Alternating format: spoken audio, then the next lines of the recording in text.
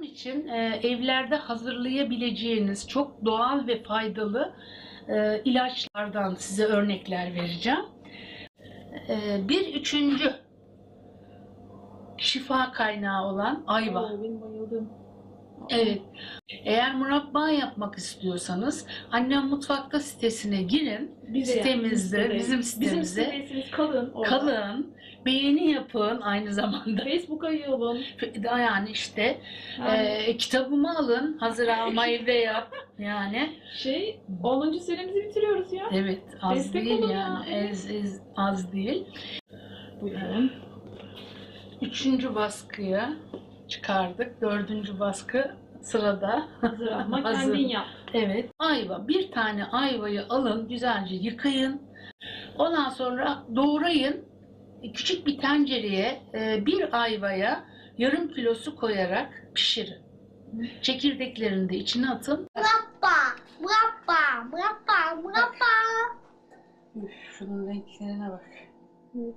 Ben bunun suyunu, ben bu meyve suyunu içmiştim. Suyunu mu sıkıyorsun? Evet anneanne. Anneanneciğim bak burada bu rengi veren ayvaların çekirdeği. Dorukcuğum. Bak Dorukcuğum.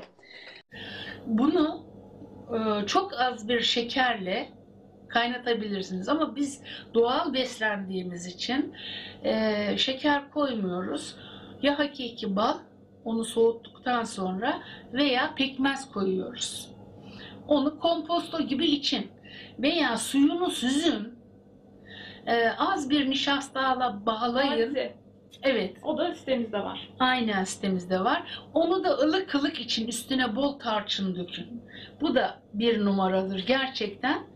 Bir de yine hasta olmadan mevsiminde doğal bir limon. Doğal yetişmiş yani dışı macunlanmamış bir limonu ince ince doğradım. Seramik bıçakla. Ceviz büyüklüğünde, büyük bir ceviz kadar taze zencefili aldım. Soydum, onu da ince ince doğradım. Bal koyarak üstünü doldurdum. Ve 15 gün sonra elde etmiş oluyoruz harika karışımı. Bunu nasıl kullanacağız? Bunu çay olarak içiyoruz. İçine bir tane çubuk tarçın koyduğum cezvenin içine iki tane de karanfil atıyorum. Onları kaynatıyorum.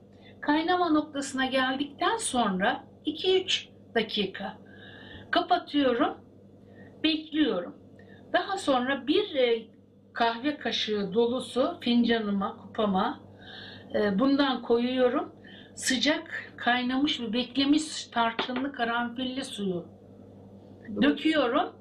Onu mis gibi içiyoruz. Bu her sabah mı? Yani her gün. Mümkün olduğu kadar. Yani bu bir şifa kaynağı. Taze zencefille kullandığımız.